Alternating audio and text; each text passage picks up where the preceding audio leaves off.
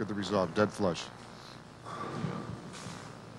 Roth taking a re-rack on lane 17. Now, each of our contestants have, in the senior broadcast, they'll be looking at the 1-2. Yeah, if the rack is tight, it usually means you're going to leave a flat 10, or ball won't hit. It will deflect a little bit more than it normally would. Oh, got that one way in real high. Another opportunity for Sam Carter to get himself right back in.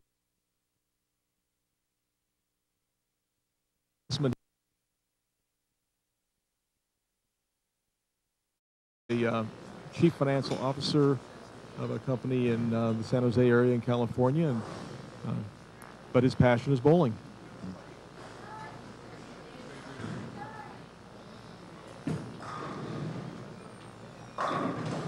Good shot from Mark. That time he got. You have to hit the pocket high flush in order to strike, and you know, you don't have that freedom right now. Mark's got a certain freedom of knowing that if he hits a little bit light, he's splattering the pins all over the place. Carter's feeling like he's got only one chance, and that's to hit high flush. It looked like he got a little slow, and it looked like he tried to guide that to be perfect to carry, and yeah, that's what happens. You just takes off on you, and Mark's pretty much got this match in hand here. Just make a quality shot here, and he'll be moving on to meet our next opponent. Any kind of a mark, and he'll be moving on to meet Mike Diaz. And that's the best kind of mark right there. Roth dominating in this game, and dominating.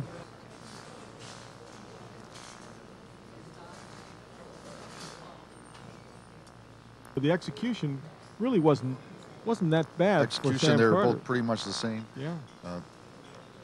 One ball out of the pocket out of the two bowlers.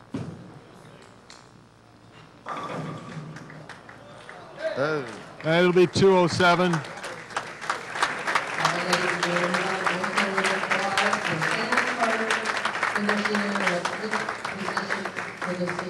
For our second match in the Panama Invitational Seniors Division, Mark Roth bowling against Mike Diaz, the lefty.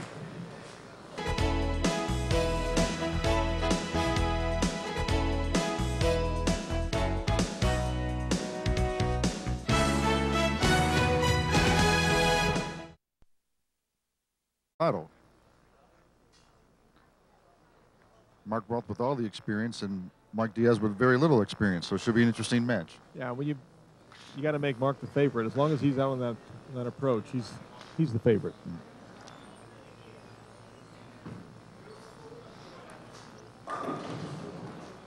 Great shot from Mark. Solid 10-pin. Well, he starts out throwing a Sam Carter imitation. Yeah. And getting just 9 pins. It's been a lot of those this week here. It's just like you throw it real good and you scratch your head like, what do you do now? You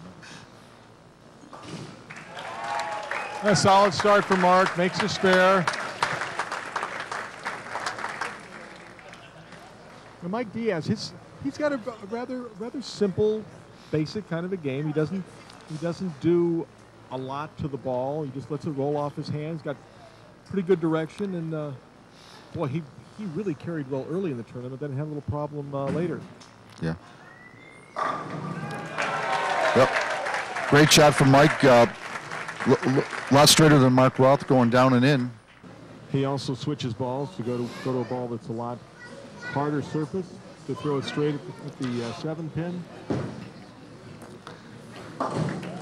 Good spare, good spare. It was good to get those couple first frames out of your way and, you know, sort of get yourself into the flow of the match. It's got to be the anticipation of the broadcast. Got to be a little bit tough for Diaz.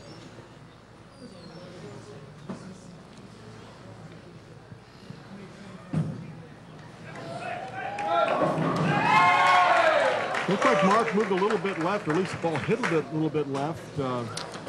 Yeah, that ball really pushed down the lane a long way. They had trouble making the turn on the back end of the lane. Right, that's what, and that's what really separated Roth from his competitors back in the 70s and 80s. Was he was able to play further left on the lane and still be able to get the ball back to the pocket and carry. Should throw pretty straight for the 7-pin.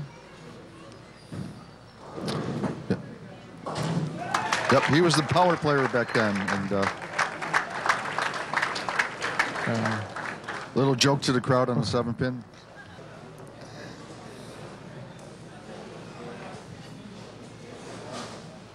Yeah, Mark Roth throwing strikes and making friends.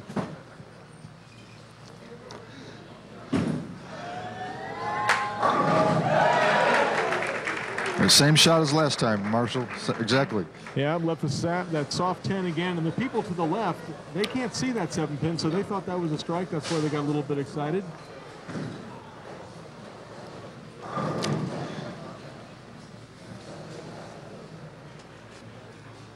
Needs to soften the speed a little.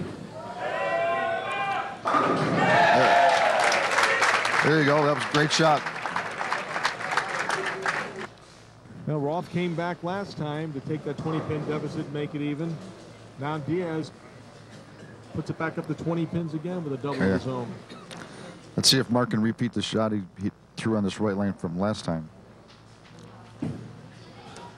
Got to hurry. Here, yeah. 10-pin stands. There it was. Got a little bit inside and didn't pick up the roll. Yeah,